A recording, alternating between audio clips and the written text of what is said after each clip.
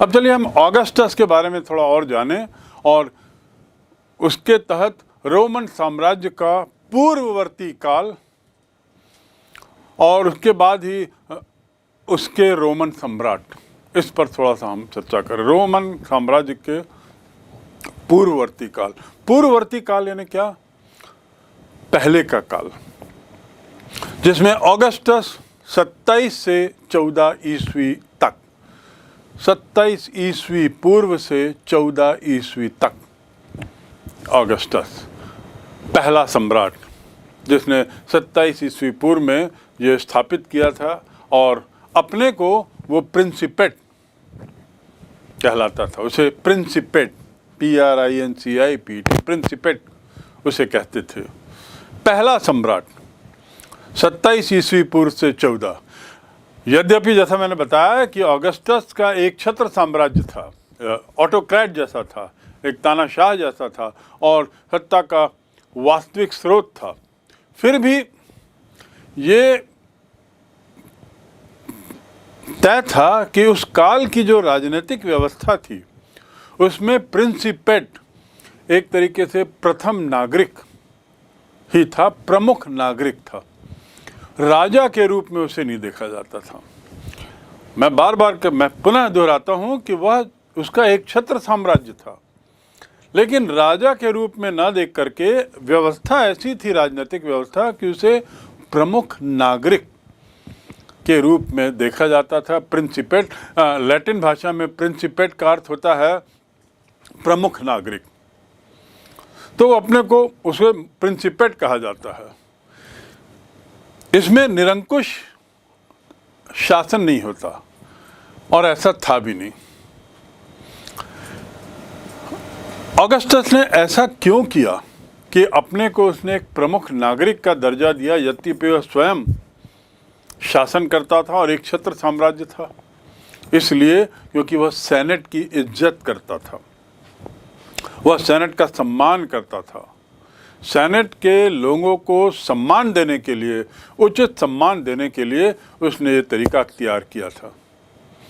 Senate, जैसा मैंने बताया कि वो एक तरीके का रोम में एक रिपब्लिक की भावना थी और सत्ता पर अपना नियंत्रण रखा, लेकिन गणतंत्र, रिपब्लिक,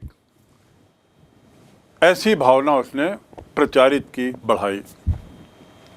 ये सेनेट जो था, इसका अस्तित्व कई शताब्दियों से था, बहुत पुरानी संस्था थी और आपको याद होगा कि इसमें कुल प्रमुख लोग रहते थे, विभिन्न कुलों के प्रमुख, विभिन्न समुदाय के प्रमुख, मुखिया और विभिन्न वर्गों के मुखिया और प्रभावशील लोग। तो इनको खुश रखने के लिए संभवतः ऑगस्टस ने ऐसा किया होगा और उसमें कुलीन और अभिजात वर्ग यानी धनी परिवार के लोगों का प्रतिनिधित्व था, लेकिन बाद में तो इतावली मूल के ज़मींदारों को भी इसमें शामिल किया गया। पहले तो केवल विभिन्न कुलों के मुखिया थे, लेकिन समय के साथ साथ ज़मींदारों को, और वो भी कौन, इतावली मूल के ज़मींदारों को इसमें शामिल कर लिया गया। सम्राटों की इसी समझ, इसी अंडरस्टैंडिंग, परख के कारण क्या होता था कि ये लोग सेनेट के प्रति इनका जो व्यवहार था इस पर बड़ा संतुलित रहते थे, इस पर बड़ा सोच के व्यवहार करते थे, क्योंकि इसमें कुलीन वर्ग के लोग थे, अभिजात वर्ग के लोग थे, धनाढ्य वर्ग के लोग थे। तो उनके साथ राजा जो है वो अलग तरीके से पेश आते थे। कई बार तो ऐसा होता था कि बुरे सम्राट इनके साथ बड़ी कड़वाहट से पेश आते थे और सेनेट जो है वो उन्हें बुरा सम्राट कहता था। ये बुरे सम्राट इनके प्रति शत्रुतापूर्ण व्यवहार भी करते थे, इन्हें शंका की नज़रिए से देखते थे, इन्हें अलग एक पावर सेंटर मानते थे, शक्ति का केंद्र मानते हुए डरते थे और इसलिए बड़ा कड़वा व्यवहार करते थे, क्रूरता भी करते थे, हिंसा भी करते थे। पर ये कौन लोग होते थे? बुरे सम्राट। तो सेनेट की नज़र में सम्राटों की विभिन्न श्रेणियां थीं, जिसमें से बुरे सम्राट लोग उनको कहते थे जो उनके साथ दुर्व्यवहार करते थे। और कई बार तो ऐसा होता था कि ये जो सेनेटर थे, सेनेटर यानी सेनेट के सदस्य, ये जो सेनेटर थे ये बार बार इन बुरे दुष्ट सम्राटों से परेशान होकर चाहते थे कि गणतंत्र वापस आए, रिपब्लिक वापस आए। आपको याद होगा सभा एक तरीके से निष्क्रिय हो चुकी थी और राजा और सेनेट दो ही थे, और राजा ने सेनेट को अपनी ओर तो मिला लिया था, लेकिन सैनिक सत्ता के बीच में जब झगड़ा हुआ तो एक तरीके से जो नए राजा ऑगस्टस आए उन्होंने सेनेट के साथ एक बड़ा संतुलित व्यवहार किया। लेकिन फिर भी कई राजा ऐसे निकले जो बुरे सम्राट माने जाते थे अपने व्यवहार के कारण, और ऐसे व्यवहार जब भी होते थे कुछ सेनेटर अपने उन दिनों की याद करते थे जब रिपब्लिक हुआ करता था, जब गणतंत्र हुआ करता था, और गणतंत्र में सेनेट, राजा और सभा ये तीनों का अस्तित्व था और तीनों के ही का एक तरीके से अपना रुतबा था। सम्राट और सेनेट के बाद इस काल में सेना एक तीसरी बड़ी प्रमुख संस्था हुआ करती थी। आखिर क्यों नहीं हो? क्योंकि सेना ने ही इतने बड़े साम्राज्य को बनाने में एक अहम योगदान किया था। सेना की महत्ता बारंबार लोग समझते थे और सेना भी अपनी अहमियत को लोगों को बार बार समझाती थी। तो इसलिए तीसरा अंग यदि हम माने, सभा जो पहले थी अब सभा हट गई और उसके बदले सेना ने एक बहुत अहम रुतबा अख्तियार किया। ये जो सेना थी ये कोई ऐसी सेना नहीं थी कि जैसा हम भारत के संदर्भ में पढ़ते हैं कि जहाँ जमींदारों के पास जो किसान होते थे, लड़ाई के समय राजा जमींदारों के माध्यम से इन किसानों को सैनिक के रूप में लेता था। यहाँ ऐसा नहीं था। ये प्रोफेशनल सेना थी, व्यावहारिक सेना, व्यावसायिक सेना थी। इन्हें सैनिक के रूप में तनख्वाह मिलती थी, सैनिक के रूप में वेतन मिलता था, और साथ ही लगभग न्यूनतम 25 वर्ष की इनको सेवा करनी पड़ती थी। जो लोग 25 वर्ष तक सेना में हैं, 15, 20, 25 वर्ष, सोचिए उनकी निष्ठा सम्राट के, उनकी निष्ठा सेनापति के प्रति कितनी होगी और वे कितने सैन्य कौशल में पारंगत होंगे। तो इसका परिणाम क्या हुआ कि सेना बहुत अच्छी थी, बहुत अनुभवी थी, बहुत लंबे समय तक उन्होंने सैनिक के रूप में कार्य किया था, और इसलिए सेना एक संगठित संस्था भी थी। संगठित संस्था से अर्थ उसका जो कार्य क्षेत्र था वो परिभाषित था, संगठन जो था मजबूत था, बॉन्डिंग जो थी बड़ी क्लोज थी। और एक समय ऐसा आया कि चौथी सदी आते आते इसमें 6 लाख सैनिक थे। चौथी सदी यानी 300 एडी के बाद से हम बात करें, 400 एडी, 500 एडी आते आते इसमें 6 लाख इनके सैनिक हो गए, और सभी के लिए 25 वर्ष की कार्य सेवा, सैनिक कार्य सेवा अनिवार्य थी। जब इतने सक्षम थे सैनिक, इतनी लंबी सेवा थी उनके पास सैन्य कौशल की, निश्चित रूप से ये लोग बहुत ताकतवर थे और ताकत का एक केंद्र थे, संगठित थे। तो निश्चित रूप से ये लोग सम्राटों के, राजाओं के भाग्य का निपटारा भी करते थे, उनके भाग्य का निर्धारण भी करते थे। इतनी शक्ति इनमें होती थी। दूसरे शब्दों में हम कह सकते हैं कि गणतंत्र के बाद अब हम देखते हैं कि कैसे सैनिक सत्ता में वार्धक्य होता है, कैसे रिपब्लिक का ह्रास होता है, गणतंत्र समाप्त होता है और सैनिक सत्ता अपना प्रभाव बढ़ाते जाती। ये इतने प्रभावशील थे कि कई बार तो इन्हें वेतन के लिए, वेतन में वृद्धि के लिए, अपनी सेवा शर्तों को बेहतर करने के लिए भी ये हिचकते नहीं थे, और उसके लिए बेहतर करने के लिए, विद्रोह करने के लिए हिचकते नहीं थे। यानी बड़े बोल्ड हो गए थे, लगातार आंदोलन भी करते थे और उसके साथ ही विद्रोह भी कर बैठते थे। कई बार ऐसे विद्रोह के उदाहरण आए हैं इस काल में जब सेना ने बेहतर सेवा के लिए, बेहतर सर्विस के लिए अपने तरीके से विद्रोह प्रकट किया। सेनेट और सेना और राजा, राजा के लिए सेनेट और सेना दोनों महत्वपूर्ण थी। राजा के लिए जो प्रभावशील लोग थे उन पर नियंत्रण उतना ही महत्वपूर्ण था जितना राजा के लिए सेना पर नियंत्रण।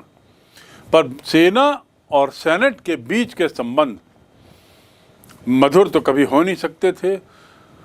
सेनेट जो है वह सेना से नफरत करती थी, क्योंकि सेना अपना प्रभाव क्षेत्र सतत रूप से बढ़ा रही थी।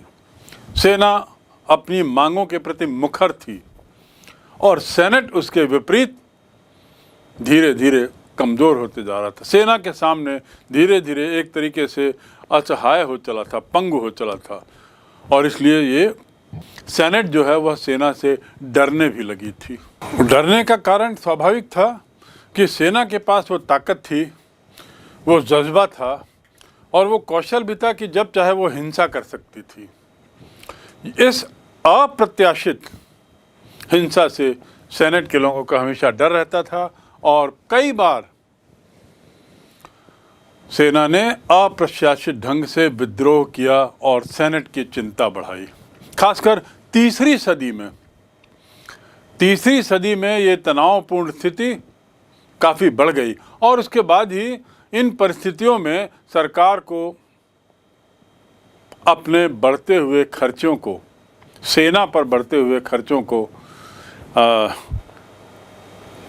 की व्यवस्था करने के लिए उसे कर भी लगाने पड़े। और सरकार मतलब क्या? सरकार मतलब सेनेट ही उसका एक अंग था। सेनेट के लोग ही शासन व्यवस्था में शामिल थे। तो ये जो तीसरी सदी के आसपास हम देखते हैं कि सेना का प्रभाव चरमोत्कर्ष पर था, काफ़ी बढ़ गया था और येन केन प्रकारेण सेनेट सेना की मांगों को पूरा करने के लिए बाध्य हो चली थी। अब कुल मिला के हम संक्षेप में कह सकते हैं कि राजा या सम्राट और अभिजात वर्ग यानी प्रभावशील वर्ग और सेना, ये तीन जो हैं, राजा, अभिजात वर्ग और सेना, ये उस समय की शासन व्यवस्था, उस समय की राजनीतिक व्यवस्था के तीन मुख्य खिलाड़ी, तीन मुख्य स्तंभ। और जो सम्राट थे, सम्राट की सफलता इस बात पर निर्भर करती थी कि वो सेना पर कितना प्रभाव रखा है, सेना पर उसका कितना दबदबा है, सेना उसके कितने नियंत्रण में है। दूसरे शब्दों में हम कह सकते हैं कि इस काल के इतिहास में सेना का बढ़ता प्रभाव तत्कालीन राजनीतिक व्यवस्था का एक किस्सा बन चुका था। जब सेनाएं विभाजित हो जाती थी, सेनापति जब 1 से 2, 3, 4 हो जाते थे और एक दूसरे का विरोध करते थे, तो यह एक तरीके से गृह युद्ध का रूप ले लेता था। आपको याद होगा, मैंने बताया पूर्व में, ऑगस्टस सीजर और पॉम्पी, ये 2 सेनापति थे। इनके बीच में बहुत लड़ाई हुई सत्ता के संघर्ष के लिए, सत्ता को पाने के लिए। तो बाद में भी ये होते रहा, लेकिन ऑगस्टस एक बार सत्ता में आने के बाद उसने तो रोम को शांति दी और इसीलिए उस काल को पैक्स रोमना कहते हैं। लेकिन यहाँ बाद में एक तरीके से ये रूटीन चीज़ बन गई कि सेनाओं के बीच में जब तब लड़ाई हो जाती थी जो गृह युद्ध का रूप ले लेती थी। गृह युद्ध का तात्पर्य है देश के अंदर ही 2 सैनिक गुटों के बीच में लड़ाई हो जाना, और ये निर्भर करता था कि राजा कितना नियंत्रण कर सकता है। ऐसे में सन 69 ईस्वी में, 69 ईस्वी में या उस काल के आसपास को छोड़ दें तो 4 सम्राट गद्दी में आए एक के बाद एक, और पहली 2 सदियों में तो गृह युद्ध नहीं हुआ और साम्राज्य में शांति बनी रही। अर्थात सेना किसी काल में साम्राज्य विस्तार में बहुत व्यक्त थी, बहुत प्रभावशाली थी। बाद में यही सेना एक तरीके से गृह युद्ध में लिप्त हो गए। अपना प्रभुत्व बनाने के लिए, अपना वर्चस्व बनाने के लिए सैनिक गुटों में टकराव होने लगा, सेनापतियों में टकराव होने लगा और ये एक सतत प्रक्रिया बन गई। एक ही वर्ष ऐसा था जब एक के बाद एक कुल मिलाकर 4 राजा गद्दी पे बैठे और पहली 2 सदी की यदि बात करें, यानी 1 AD से लेके लगभग 200 AD तक की, तो उस समय गृह युद्ध नहीं रहा, शांति रही, सुख रहा। ये तो हुई सेना बनाम सेनेट बनाम राजा बनाम रिपब्लिक की चर्चा और उसका जिक्र। थोड़ा हम जान लें कि उत्तराधिकारी को लेकर या उत्तराधिकार, राज सत्ता के उत्तराधिकार को लेकर क्या मायने थे उस समय, क्या नियम थे, उत्तराधिकारी संबंधी क्या नियम थे। जैसा कि अन्य जगह होता था, सामान्यतः यहाँ भी यही प्रथा थी कि राजा के वंश के लोग सिंहासन पर आते थे, यथासंभव वंश क्रम को जारी रखा जाता था और पिता का राज्य पुत्र को दिया जाता था, भले ही वो पुत्र उनका नैसर्गिक हो या एडॉप्टेड हो, गोद लिया गया हो, ग्रहण किया गया हो, दत्तक हो। पर यदि राजा का पुत्र है तो सत्ता का वह उत्तराधिकारी है। इस मामले में किसी तरह का विरोध नहीं था और सेनेट को भी और सेना को भी ये स्वीकार्य था। उदाहरण के लिए जो टिबेरियस, जो 14 ईस्वी से 37 ईस्वी तक जो शासन किया जिसने, टिबेरियस रोमन सम्राटों की लंबी कतार में ऐसा दूसरा राजा था जिसने प्रिंसिपेट की स्थापना करने वाले ऑगस्टस के दत्तक पुत्र होने के बाद सत्ता ली। मैं पुनः दोहरा दूं, ये मात्र ऐसा दूसरा राजा रोमन सम्राटों की श्रेणी में जो दत्तक पुत्र था, यानी एडॉप्टेड चाइल्ड, नैसर्गिक पुत्र नहीं। और दत्तक पुत्र होने के बावजूद भी उसने बड़े लंबे काल तक सत्ता संभाली। 14 से 37 ईस्वी टिबेरियस। और ये था कौन? आपको मैंने बताया प्रिंसिपेट की स्थापना जिसने की, ऑगस्टस या ऑक्टेवियन, उसका वह दत्तक पुत्र था। लेकिन जब ऑक्टेवियन गया, उसके बाद जब सत्ता इसको दी गई तो किसी तरह का विरोध नहीं हुआ, सहज परिवर्तन हुआ। और ये जो ट्रांसफ़र है, ट्रांसफ़र ऑफ पावर, ये सहज हो, ये सुनिश्चित करने के लिए ऑगस्टस ने इसको गोद ले लिया था, दत्तक पुत्र बना लिया था। तो ये अन्य जगहों की तरह यहाँ पर भी वंशावली को बढ़ाने के प्रथा थी, जहाँ तक कि सम्राट या राजा की बात है।